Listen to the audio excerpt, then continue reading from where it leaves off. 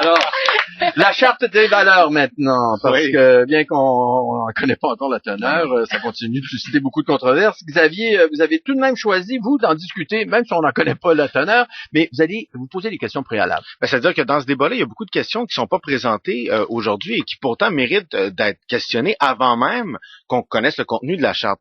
Et une de ces questions, notamment, c'est celle de l'idée partagée par tous les participants au débat en ce moment, que ce soit le gouvernement au pouvoir, la commission Bouchard-Taylor ou même les laïcs qui sont très stricts, c'est l'idée que l'État doit être neutre.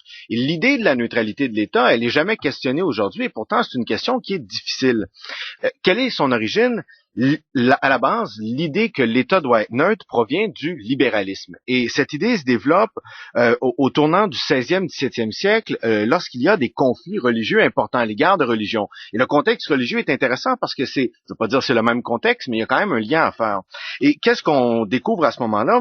Ben, c'est qu'il faut absolument séparer, c'est des choses dont on connaît un peu, l'Église et l'État. Et l'État va commencer à dire, je dois m'abstenir d'imposer un modèle de vie bonne. Je vais laisser les individus libres de choisir de vivre comme ils le désirent. C'est ce qu'on peut appeler une espèce de pacification idéologique de la société. L'État va se départir de son droit d'imposer un modèle de vie morale. Et effectivement, sur la surveillance, on aurait pu parler de l'aspect économique derrière ça, donc parce qu'on est très liés. Ben, il y a un rapport à l'économie derrière ça aussi. La pacification de la société aujourd'hui va passer par le commerce et par le comportement économique. Et ça va devenir très, très important dans une branche du libéralisme. Ce qui est important de comprendre, donc, c'est que l'idée selon laquelle l'État doit être neutre tire son origine du fait que pour éviter qu'il y ait des conflits dans la société, c'est ce qu'on parlait la semaine dernière, pour éviter qu'il y ait des conflits, il faut que l'État soit indépendant moralement. Et par exemple, un libéral comme Benjamin Constant, au début du 19e siècle, pouvait dire à propos de l'État, « Prions l'autorité de rester dans ses limites, qu'elle se borne à être juste, nous nous chargerons d'être heureux. » C'est pas à l'État de me dire comment me comporter.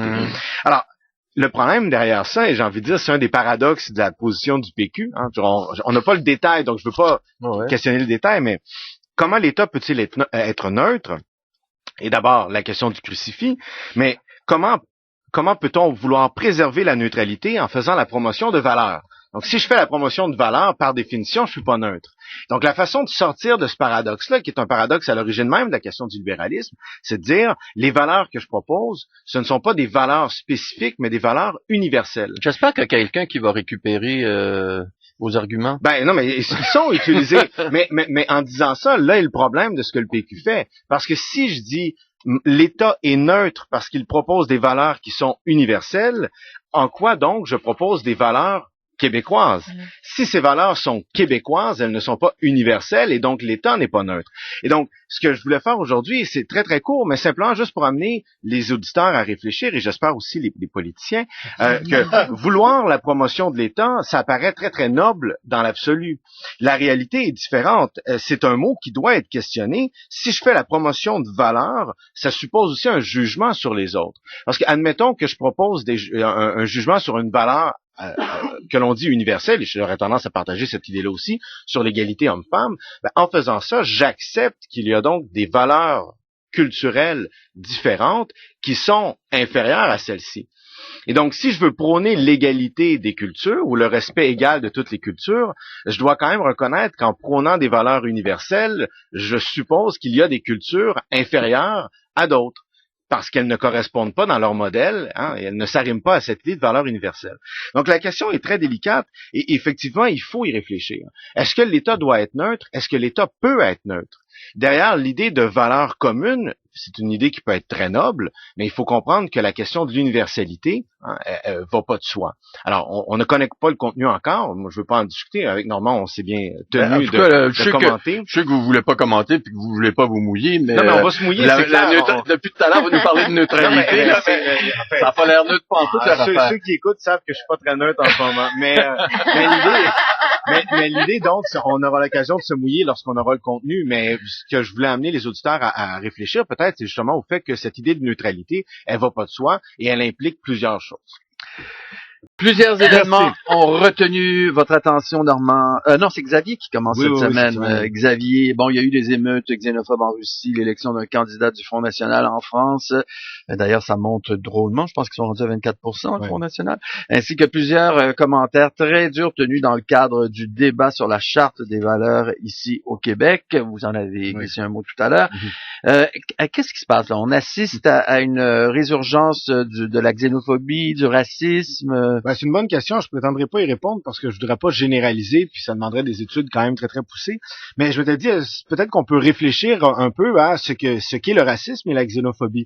Je commence par le racisme. En fait, j'ai pas l'impression qu'on assiste vraiment à des comportements racistes en ce moment, pour le simple fait que le racisme c'est une idéologie qui se fonde sur la pensée raciale en elle-même. Alors on sait aujourd'hui, enfin j'ai des scientifiques ici, Monsieur Gingras qui le sait probablement plus, mais l'idée même de race, scientifiquement, c'est plus démontrable, mais même si on accepte cette pensée raciale-là, ça implique pas nécessairement qu'il y ait racisme. Le racisme, c'est une idéologie qui suppose d'avoir découvert les lois du développement historique. Le fondateur, si on veut, de la pensée raciste, Gobineau, avait écrit en 1835 l'essai sur l'inégalité des races humaines, et c'est cette idée que l'histoire se développe dans une corruption progressive des races à travers justement la mixité.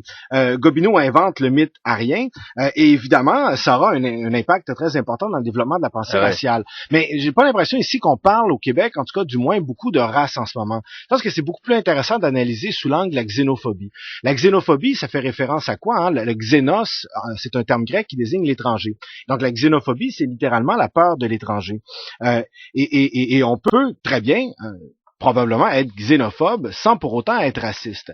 Et je crois qu'on gagne à interpréter à partir de ce paradigme-là. Alors pourquoi existe-t-il de la xénophobie? Ça peut prendre différentes formes. Ça peut prendre une forme d'indifférence, ça peut prendre une forme de préjugé. La première forme, probablement, de la xénophobie est fondée sur l'ignorance. Forcément, quand on ignore comment l'autre ou comment quelqu'un d'étranger vit, on peut se poser des questions et ça nous amène à être confrontés à notre propre mode de vie. Alors évidemment, c'est facile de répondre à cette question-là. Il suffit d'éducation, de communication pour régler. Mais évidemment, ça peut donner un sentiment beaucoup plus intuitif, j'ai envie de dire, ou en tout cas ancré, on en parlait un peu plus tôt avec Evelyne, c'est que forcément, l'étranger implique un sentiment d'étrangeté. L'étranger, c'est celui qui est étrange. Étrange pourquoi? Parce qu'il est hors norme. Hors norme au sens où il n'est pas dans le normal.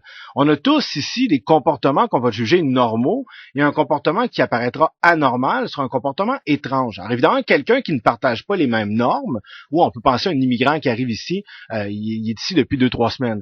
Forcément, son comportement va être étrange pour plusieurs autres personnes. Donc ça peut amener effectivement un sentiment à la limite très très intuitif où ça vient bousculer nos habitudes. Le troisième point sur la xénophobie que j'aimerais parler, c'est celui qui, en fait, moi m'intéresse le plus parce que c'est celui qui me fait le plus peur et c'est celui que j'ai l'impression à laquelle on est en train d'assister.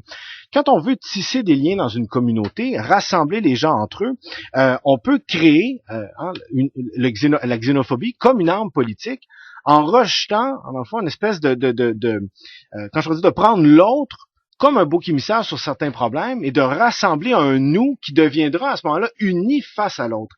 Et là, ça peut devenir très, très dangereux parce que ça peut créer littéralement un climat anxiogène, c'est-à-dire véritablement un moment où on va prendre l'autre comme étant une menace absolue à notre mode de vie. Et clairement, ici, en tout cas, j'ai l'impression de voir ça. Je ne veux pas généraliser, évidemment, ça suppose qu'on peut quand même critiquer l'autre, faut pas l'oublier, mais on assiste, en fait, j'ai l'impression en ce moment, sous couvert d'une critique de la religion très très souvent à la critique d'une communauté que l'on prend comme généralisation. Comme une unité. Quand on parle par exemple du monde arabo-musulman, il faut le savoir, il y a des musulmans qui sont pas arabes, il y a des arabes qui sont pas musulmans, et d'autre part, il faut savoir que les musulmans à l'intérieur de l'islam sont eux-mêmes divisés en différentes branches, en différents groupes qui ont des intérêts économiques, politiques, sociaux différents. Donc les laïcs. Et dont les laïcs qui sont très nombreux et qui militent. Il y a beaucoup de gens dans le monde musulman qui militent pour une laïcisation aussi du monde musulman.